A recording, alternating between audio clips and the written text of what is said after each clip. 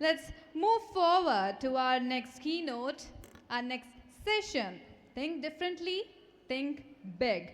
This time I would like to properly introduce Miss Ratna Viswanathan. Ratna Viswanathan is a former civil servant from the 1987 batch of the Indian Audit and Account Service. She gave up a highly coveted career in the civil services to join the development sector. Prior to joining Reach to Teach, she has held leadership roles. She has held leadership roles at Oxfam India, VSO, MFIN, UNEP, and UNDP. She also serves as an independent women director on boards of several companies and is currently the CEO of Reach to Teach, working with state governments within the education space.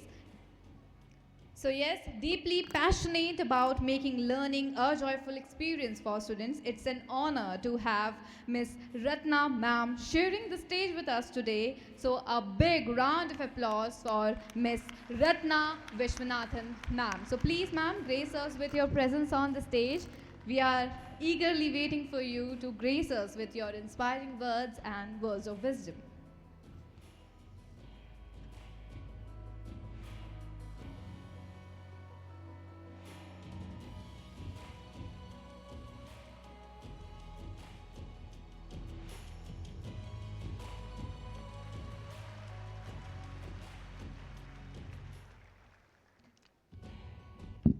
Well, the first thing I can say is wow. The energy in this room is crackling. The faces looking at me, the shining, expectant, wonderful faces looking at me is most inspiring. Good morning, everybody, or rather, I should say afternoon. We're well into the afternoon now. Before I begin, I would really like to thank Raviji and Ripple for giving me this amazing opportunity to address a room filled with so much energy, hope, aspirations and dreams. Zindagi sapnon ke bina jiya nahi ja sakta.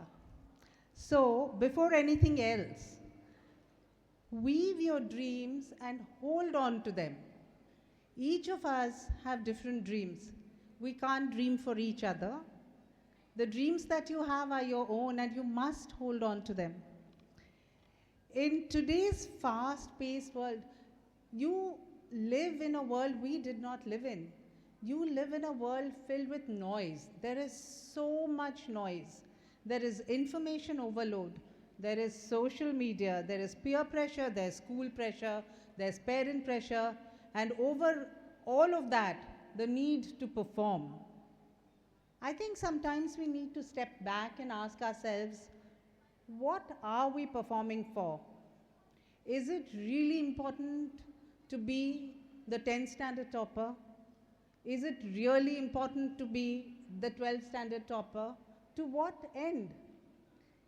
By topping the 10th grade, are you going to achieve anything very big?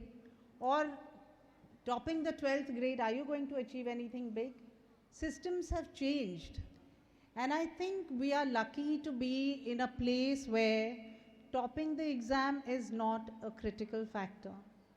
Today, even if you get 98% in your CBSE boards, you still have to take the CUET. So why are you burning out with the 10th and the 12th? Why are you burning yourselves when you don't need to burn? I think it's really important that you learn.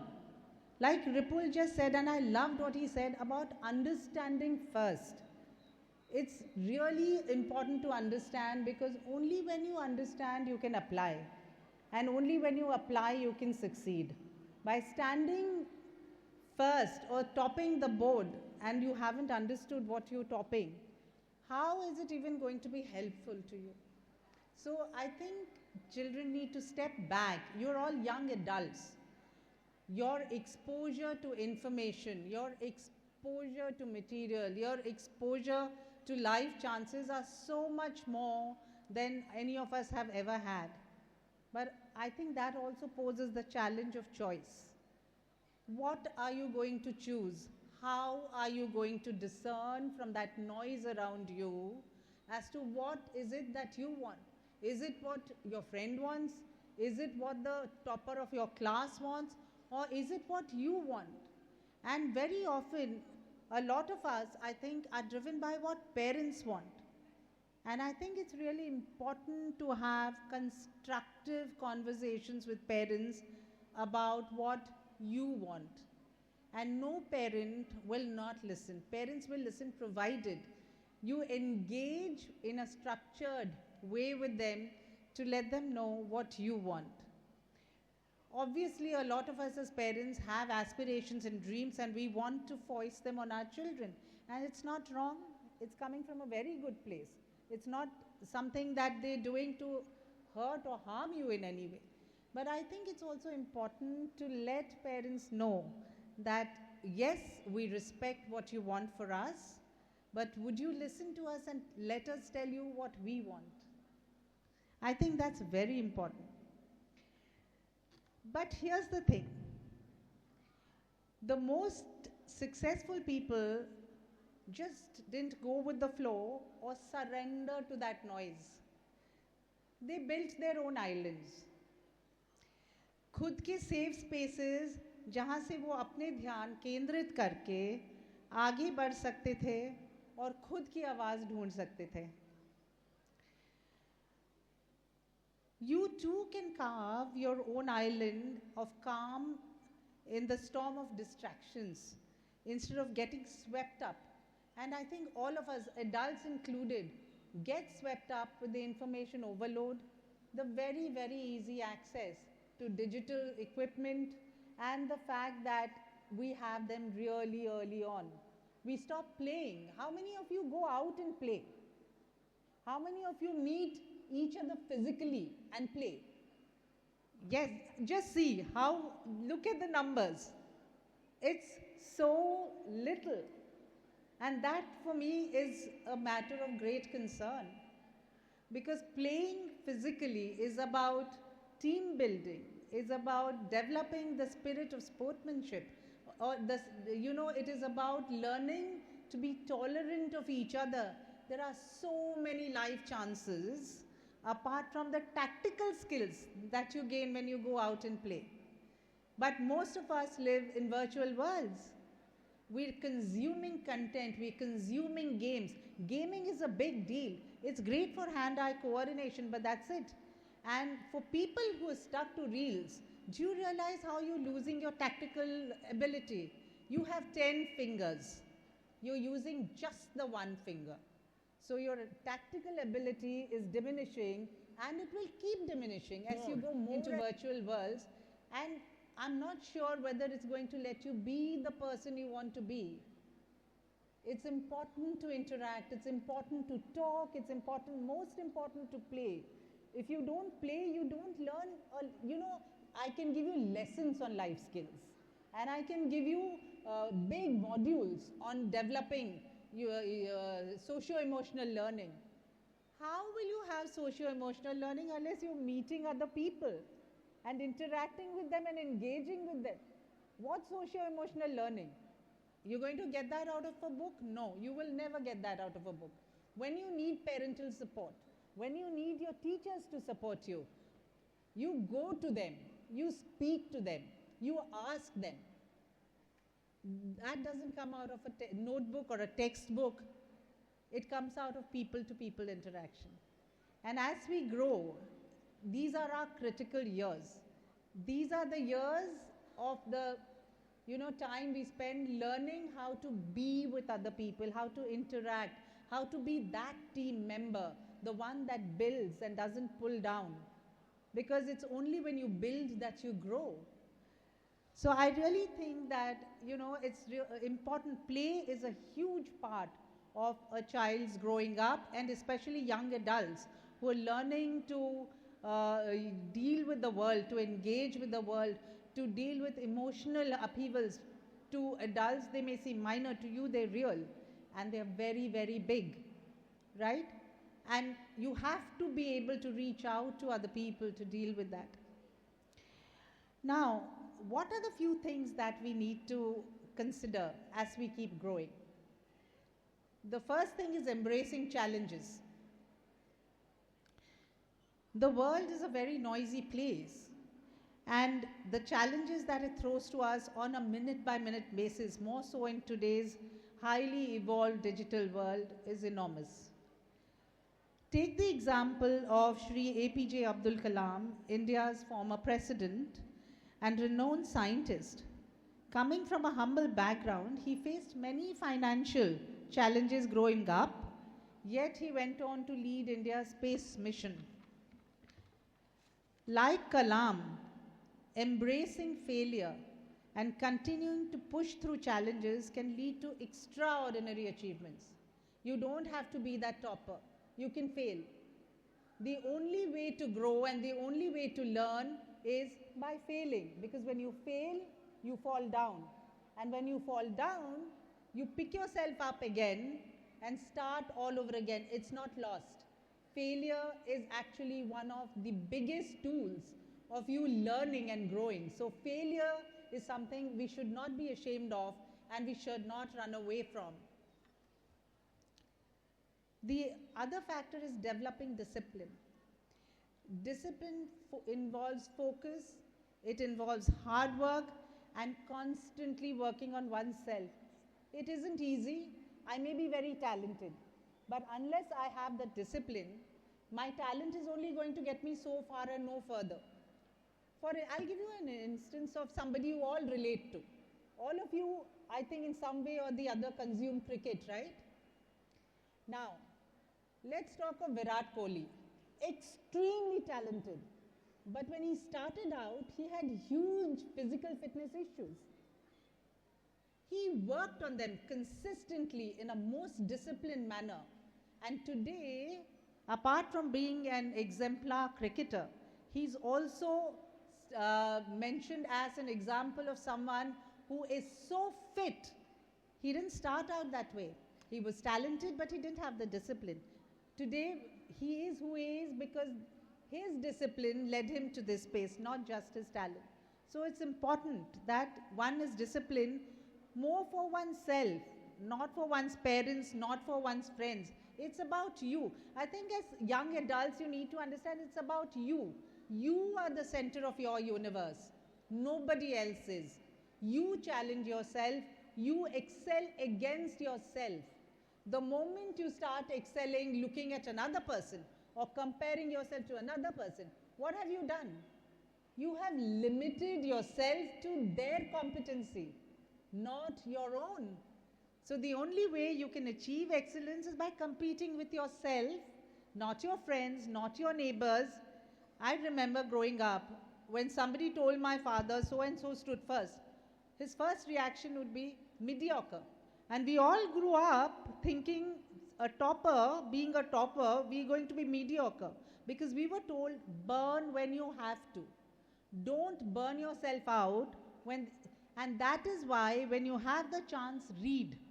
Read a lot. Read beyond your textbooks. Read beyond your class books. Because this reading will finally lead you to performing well at the exams. Because you're not just answering a question. You have a lot of knowledge that you bring in to infuse what you're saying. And it gives you the intuitive wherewithal to be able to do that. Just reading textbooks is never going to get you there. It's important to know your world. It's history. All of us read history like a lesson. But what is it actually? It's a story. It's a story about a person who did great things. But who was that person? What was that person? What made him tick? What made him think? What made him take the decisions he did? That is the interesting part of history.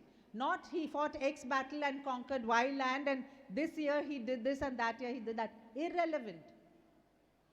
The need to understand is why he did, what he did, who was that person, what drove him. And that is what history is about. It's a story. All right? The other thing is dream big. Like I said, my topic says that. Dream big, but to dream big and get there, you have to take very small steps. You don't get there in day one. All of you know Apple. All of you know the iPhone and the Mac, and these are things we all aspire to as things we want to. Where did it start? Steve Jobs started in a garage with 3 friends. And they worked and they worked and they dreamt and they kept working small steps at a time till eventually he built Apple. Nothing happens in a day. So whereas it's important to dream big, always know that dreaming big you achieve only through small steps. And most importantly, believe in yourself. All of you have heard of Mary Kom. She was the 6th time she was the world champion for boxing. Mary Kom came from a very small village in Manipur. And she entered a world of sport where it was male dominated and she was challenged at every point. She was told she couldn't do it.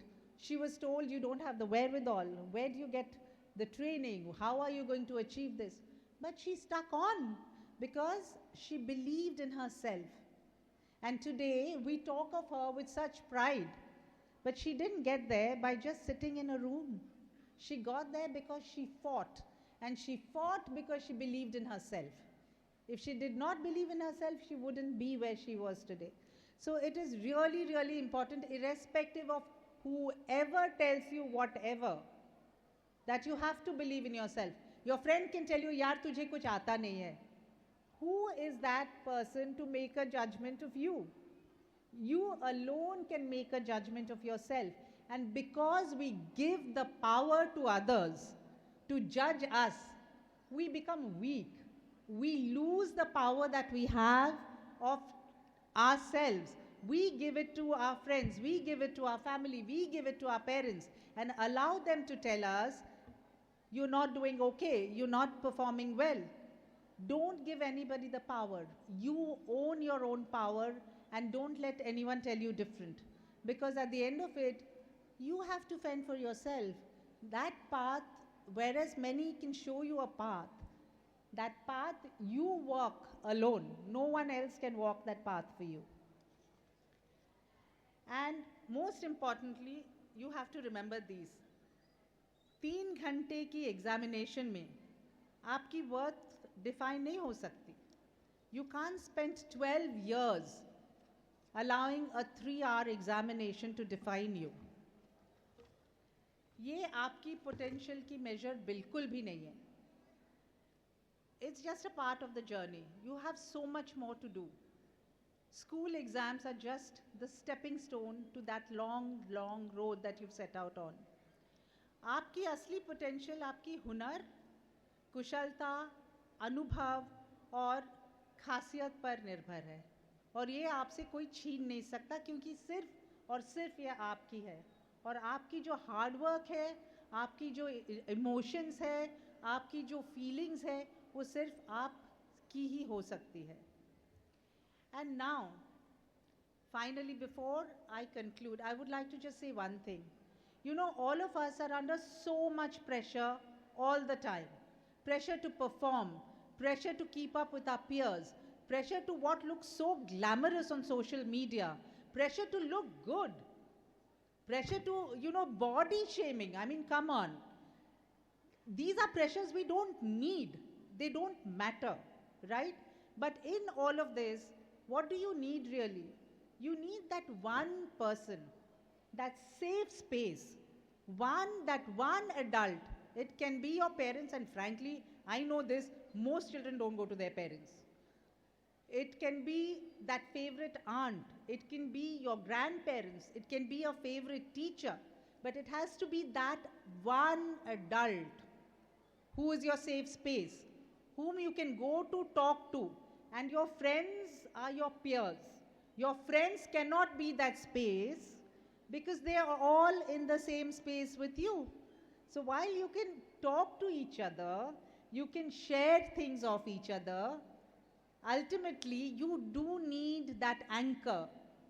हर किसी को एक साहिल चाहिए होता है जब आप गिरने वाले हो, जो आपको पकड़ ले.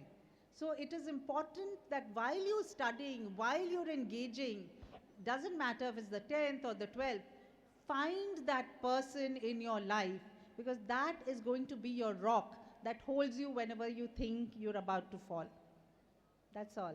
I wish you all the very best in whatever you're trying to do. Remember, exams are not everything. Thank you.